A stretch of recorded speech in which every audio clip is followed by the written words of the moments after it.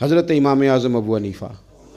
رحمۃ اللہ علیہ، اللہ نے بڑا انہیں نا فقاہت والا ذہن دیا تھا، بڑی باریک سوچتے تھے۔ ایک اپیل کرنی ہے میں نے آپ سے، زیادہ باتیں نہ کریں، زیادہ ذہن کو الجھائیں نہ، ورنہ ذہن تھک جاتا ہے۔ تھوڑی دیر خاموشی اختیار کریں، اللہ کے فیصلوں پہ راضی رہنا سیکھیں، مختصر سی بات کریں، محسوس ہوگا کہ زبان پر حکمت جاری ہونے لگ گئی ہے۔ اور اپنے آپ کو تھوڑا محدود کرنے کی کوشش کریں، تھوڑا وقت مصلے پہ دیں، ایک کام زندگی میں کریں، زیادہ جگہوں پہ اپنے پیر نہ پھیلائیں، ورنہ کوئی کام بھی ٹھیک نہیں ہوتا۔ ایک کریں پر صحیح کر کے کریں، سونا کر کے کریں۔ اپنی زندگی میں جب آپ حکمت کے ساتھ، خوبصورتی کے ساتھ، تھوڑے انداز کے ساتھ آگے بڑھیں گے، ہمیں محسوس ہوگا کہ یار یہ کام تو کم از کم مجھ سے صحیح ہوا۔ آپ جس شعبے میں اس میں کمال پیدا کریں، لیکن کہنا مجھے سارا ہی پتہ ہے، میں سب ہی جانتا ہوں، میں ہر چیز میں الجھوں گا، تو پھر کوئی کام بھی ٹھیک نہیں ہوتا۔ امام صاحب فقیہ تھے، اس میں انہوں نے درجہ عروج حاصل کیا، کمال سمجھ اللہ نے عطا فرمائی، کمال۔ اور وہ اس طرح کی رائے دیتے تھے کہ بڑے بڑے سمجھدار لوگ کہتے تھے کہ کمال ہو گئی، بلکہ ان کے اساتذہ امام اعمش رحمۃ اللہ علیہ آپ کے اساتذہ میں سے کچھ حالات ایسے ہو گئے کوفے میں، گرد و نواح میں، کہ گندم کم ملتی تھی، مہنگی ہو گئی، کوئی قحط کا دور تھا۔ تو اب جو چیز کم ہو جائے وہ گھر والے اس کا مطالبہ بھی زیادہ کرنے لگ جاتے ہیں، جو پڑی ہوتی ہے اس پر توجہ نہیں ہوتی، جو نہیں ہوتی اس کا ذکر بار بار ہوتا ہے۔ تو آپ کی اہلیہ روز کہتی آٹا ختم ہو گیا ہے، اور روز تھیلا تھما دیتی آٹا لے آئے۔ اب اتنے بڑے عالم تھے،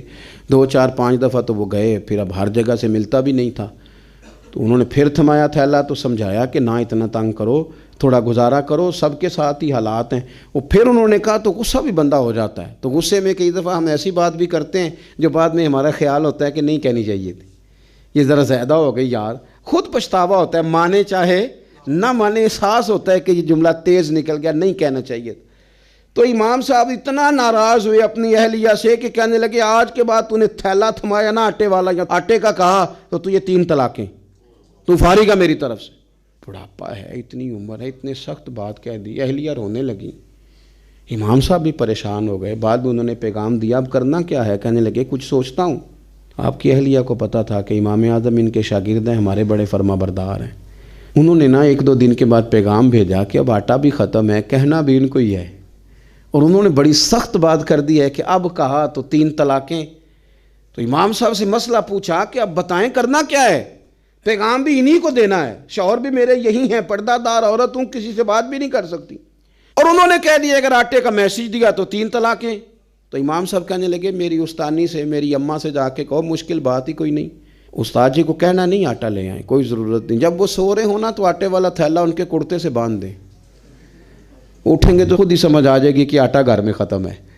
تو حضرت امام اعمش رحمۃ اللہ علیہ سو کے اٹھے تو کرتے کے ساتھ آٹے والا تھیلا بندھا تھا، دیکھ کے مسکرا پڑے، کہنے لگے بتاؤ ابو حنیفہ کے پاس کون گیا تھا، بتاؤ مسئلہ کس نے پوچھا ہے، جا کے وہاں سے کون سبق یاد کر کے آیا ہے جو یہاں آ کے وہ ہے۔